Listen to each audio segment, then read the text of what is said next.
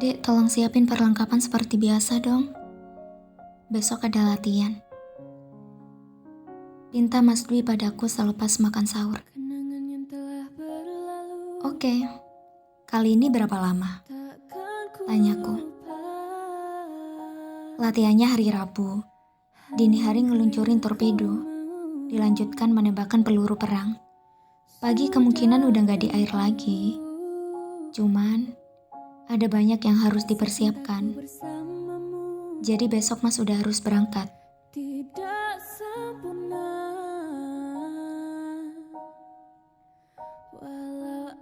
Bali lagi ya? Iya sayang. Kenapa memangnya? Enggak. Banyak bule pakai baju kurang bahan. Kasihan masku yang lagi saum ini. Mesti ekstra jaga pandangan. Dia tertawa sehingga matanya menyipit. Tawa yang menjadi canduku sejak awal bertemu. Mas kan gak main ke pantai. Mainnya sama peralatan tempur di dalam kapal. Di kedalaman yang gak mungkin ada bule berenang. Palingan juga duyung. Tapi kalaupun ada, pasti gak akan secantik kamu. Entah kenapa, aku masih saja malu saat Mas Dwi mulai bersikap dan berkata manis.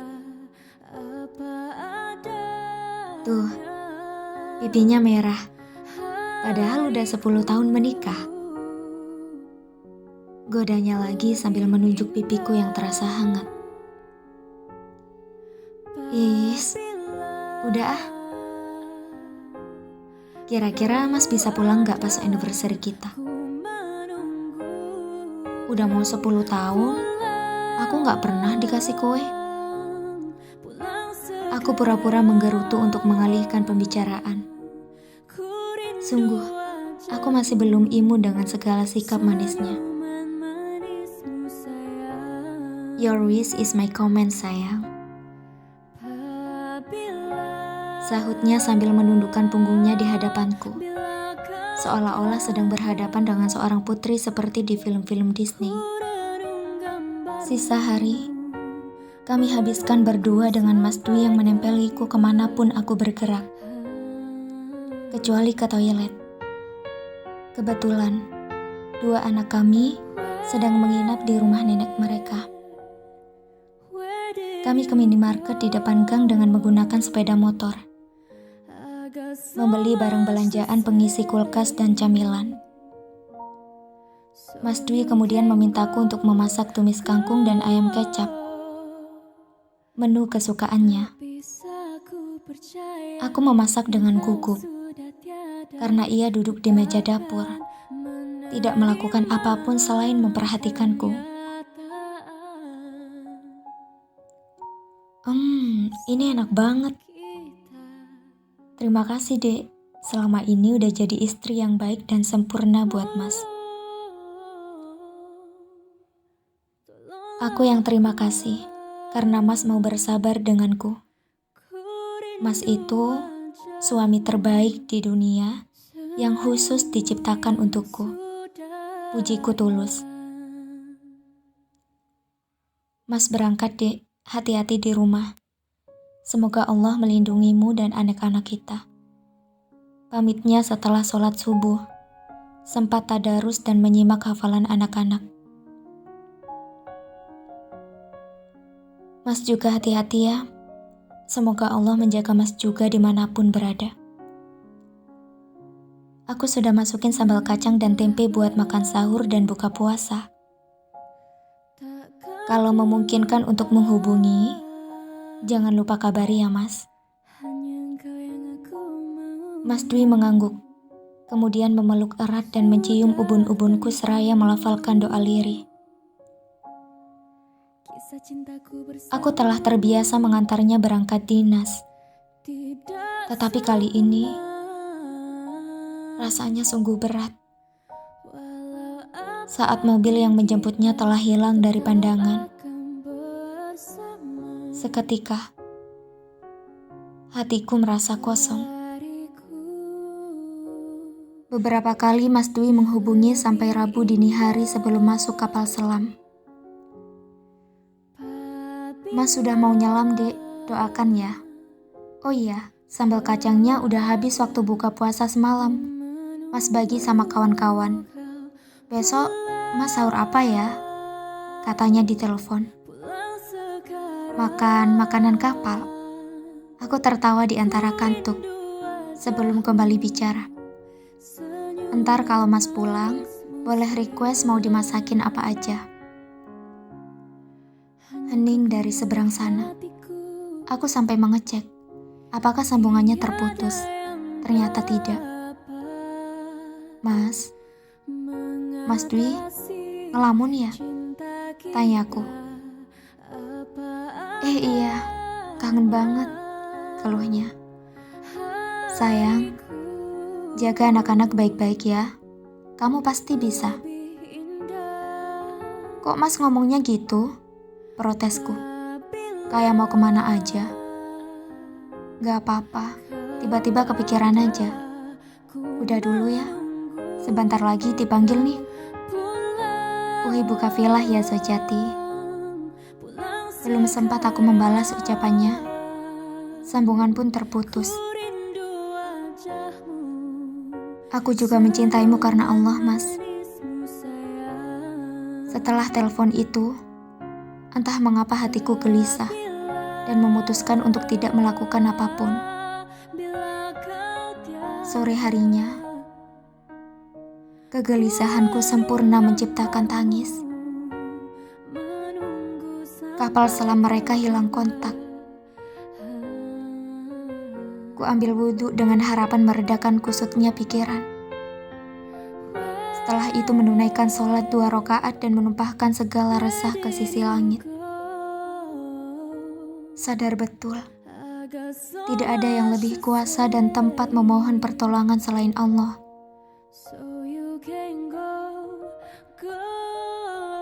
Waktu berjalan lambat. Kala statusnya masih dinyatakan hilang pertama kali, harapanku masih meninggi. Setidaknya, menurut keterangan, mereka membawa cukup logistik dan persediaan masih mencukupi hingga 72 jam. Hari pertama berlalu. Aku berbuka dan sahur ditemani derai air mata dan selaksa doa. Tidak ada informasi yang menumbuhkan positif vibes. Hari kedua, informasi menyatakan kapal mereka ada di kedalaman kurang lebih 850 meter di bawah laut. Allahu Rabbi. Tak dapat kubayangkan lelakiku dan rekan-rekannya berjuang di tengah tekanan udara yang begitu besar. Baja saja akan remuk di kedalaman itu, apalagi tubuh manusia.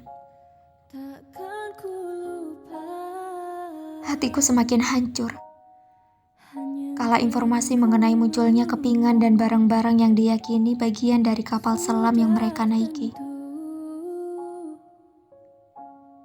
Mataku menyorot pada sebuah gulungan di televisi. Tidak salah lagi. Itu sajadah waterproof yang kubeli setahun yang lalu untuk Mas Dwi. Ya Allah, inikah saatnya untuk merelakan? Saat aku tenggelam dalam kesedihan, terdengar bel pintu berbunyi. Seorang laki-laki membawa buket bunga mawar beserta kotak kue. Dengan Ibu Zea Fridayanti, tanyanya. Iya. Ini ada paket untuk Ibu. Mohon ditandatangani. Terima kasih. Ucapku setelah menandatangani bukti terima. Untuk pertama kalinya di anniversary kami, Mas Dwi memberiku bunga sekaligus kue. Sepertinya ia menyiapkan semuanya sebelum berangkat. Ya Allah, andai aku diperkenankan memilih, aku memilih tidak mendapat kue anniversary selamanya, asal lelakiku masih ada di sisiku. Sepucuk surat yang menyertai buket bunga itu berisi tulisan khas Mas Dwi.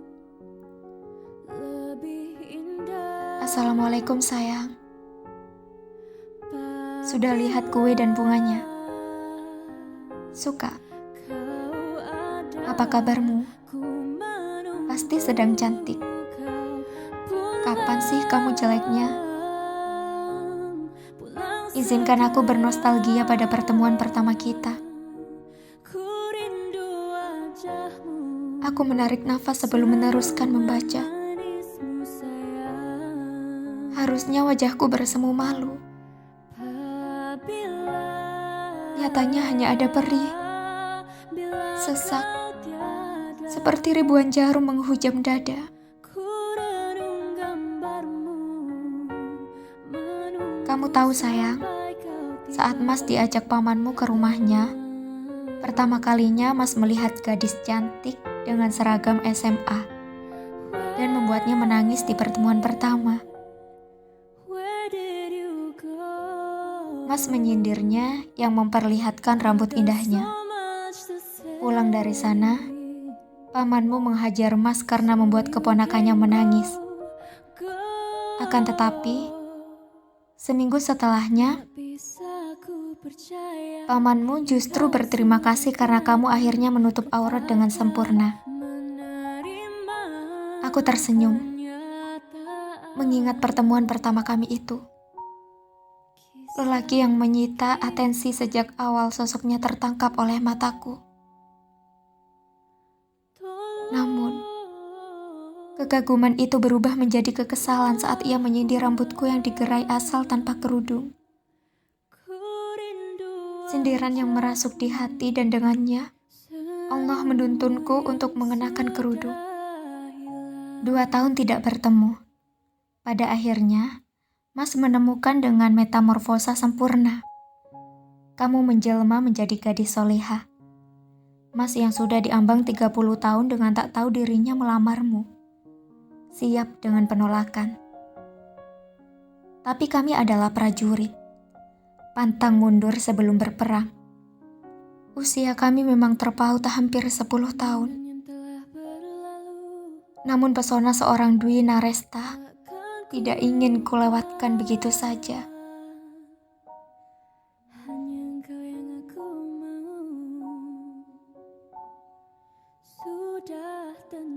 Mas sudah siap ditolak. Tapi Allah Maha Baik. Kamu menerima. Apa jangan-jangan kamu memang udah suka ya sama Mas? Tepat. Aku memang menyukainya sejak awal bertemu. Kekesalan atas sindirannya tak mampu mengalahkan rasa suka yang mulai tumbuh. 2 tahun memendam rasa tanpa pernah bertemu lagi. Lalu ia datang menawarkan bahagia. Kenapa mesti ditolak? To be my wife. Thank you so much. And I'm blessed to have you as my husband, Mas. Terima kasih untuk semua ekspresi cintamu selama ini. Mas berharap kita akan senantiasa saling mencintai di bumi, kemudian mati, dan hidup lagi untuk bersama kembali di surga. Terima kasih juga untuk seluruh cintamu yang melengkapiku, Mas. Insya Allah kita akan berkumpul kembali di surga. Didik anak-anak agar mereka tumbuh menjadi pribadi yang baik seperti mama mereka ya. Mas ridho padamu. Miss you and love you to the sky. Sampai under the sea. Hahaha.